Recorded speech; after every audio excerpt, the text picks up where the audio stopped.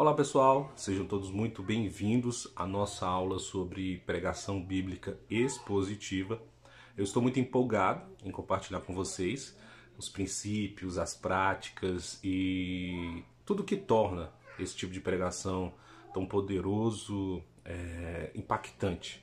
Tudo que nós iremos falar aqui está baseado no livro de Adrian Balzers. É um livro chamado A Jornada da Pregação. Ele é um autor brasileiro. Ele resumiu muito bem esse tipo de pregação. Então vamos lá? Bom, para começar é necessário a gente escolher e delimitar o texto, o tema da pregação, né? Então tenha em mente as necessidades e as grandes perguntas de seus ouvintes quando você for escolher o texto. Esse texto bíblico escolhido precisa ser uma unidade literária completa, as chamadas perícopes. Então, uma delimitação incorreta da passagem certamente refletirá na interpretação incorreta do texto. Algumas traduções da Bíblia organizam os textos em parágrafos e isso ajuda muito. Por exemplo, a NVI, que é a Nova Versão Internacional, a NAA, a Nova Almeida Atualizada, são bons exemplos de Bíblias que estruturam em parágrafos. Então, uma Bíblia de estudo também te ajudará muito nesse item. Um fator muito importante para a delimitação do texto é o gênero literário da passagem. Os livros que compõem a Bíblia apresentam vários gêneros literários, que vão de poesias a narrativas, de textos jurídicos, que são as leis, a profecias e cartas. Dependendo do gênero, a delimitação do texto para a pregação pode variar. Por exemplo, os salmos são poesias musicadas e, como todas as músicas e poesias, devem ser consideradas no seu todo. Ou seja, não podemos estudar uma estrofe ou uma seção do salmo e entendê-lo corretamente. As cartas talvez sejam o gênero literário mais complicado para delimitar as perícopes. Por isso, também precisam ser lidas e compreendidas em sua totalidade, antes de se ater a uma pequena parte. As narrativas, que são a maior parte da Bíblia, também apresentam suas peculiaridades e devem ser consideradas na totalidade do enredo. E também as micronarrativas, que compõem a história maior. Geralmente, no início da história, nos deparamos com o ambiente ou o cenário no qual a ação começa ou um fato é causado. Daí toda a história tem um movimento e é marcada por um conflito que cresce em intensidade até atingir um clímax. A partir de então, esse conflito começa a se reverter até que a história chega a uma conclusão. Além disso, a escolha do texto, sem considerar as necessidades dos ouvintes, pode tornar o sermão pouco interessante. Há uma frase atribuída a Calbar, que é: todo pregador deve ter na mão a Bíblia e na outra mão um jornal, exatamente para poder fazer esse link com as nossas necessidades atuais. Bom, o primeiro movimento do pregador deve ser identificar as necessidades da congregação, as perguntas que as pessoas estão fazendo e o que tem influenciado a vida comunitária.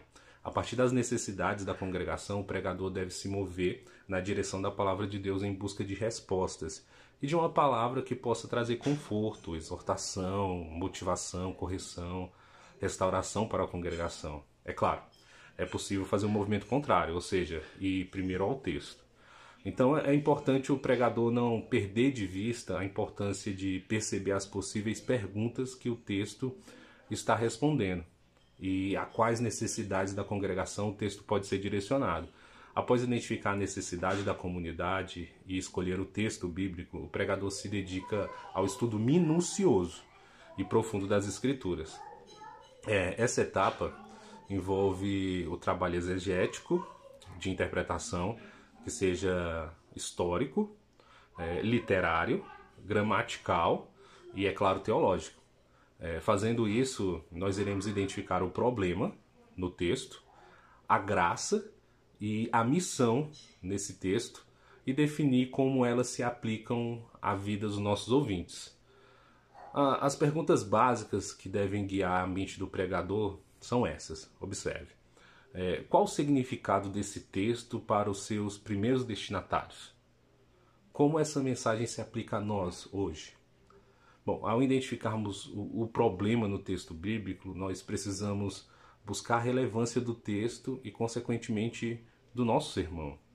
Às vezes o problema aparece de forma bem clara no texto bíblico, escolhido como no caso do adultério de Davi com Betseba, ou da idolatria de Israel ao fazer o bezerro de ouro, da mentira de Ananias e Safira. Então você vê o problema ali muito explícito: o adultério, a idolatria, a mentira. Outras vezes o problema não está evidente no texto, e nesses casos a gente precisa se aprofundar no estudo do contexto, pois o problema ele pode residir em algum fator que motivou o autor bíblico a escrever aquele texto. Por exemplo, o gnosticismo. O gnosticismo estava impregnado na igreja de Colossos, e foi isso que motivou Paulo a escrever a carta aos Colossenses. Isso não está claro, explícito no texto da carta, mas quando nós observamos o contexto, nós identificamos esse como um grande problema que a igreja estava passando. Bom, esteja um problema explícito no texto ou implícito no contexto, o papel do pregador é identificá-lo e torná-lo claro aos seus ouvintes. Assim como todo texto lança luz sobre o problema, ele também lança luz sobre a ação graciosa de Deus em direção aos seus filhos. A graça, portanto, é a boa nova em resposta ao problema apresentado e identificado no texto. A graça é a ação salvadora de Deus que motiva e capacita seu povo para enfrentar o problema. Uma boa dica para interpretar a graça e entender a ação de Deus no texto é fazer uma pergunta simples. Essa: o que Deus está fazendo no texto ou por trás do texto? Deus é o protagonista de sua palavra, e a graça aponta para esse protagonismo de Deus no texto bíblico. Isso torna o sermão teocêntrico e coloca a mensagem na perspectiva do Evangelho. E por último, a gente precisa identificar a missão que o texto bíblico aponta. Isso diz respeito ao propósito da mensagem na vida dos seus primeiros ouvintes ou destinatários. É uma resposta esperada deles diante do problema que foi apontado, da graça, que é a intervenção de Deus. Então eles precisam responder a isso. Então a graça é a resposta que damos ao agir de Deus. E isso está lá no texto bíblico e a gente precisa trazer também para os nossos dias atuais. Às vezes essas atitudes são apontadas no texto bíblico como algumas exortações que encontramos nas cartas de Paulo. Às vezes, porém, a missão é mais entendida pela investigação do contexto. Então é isso. Até nossa próxima aula, onde continuaremos a explorar os princípios e métodos da pregação bíblica expositiva. Que Deus os abençoe e guie em suas jornadas de compartilhar a palavra de Deus. Até mais.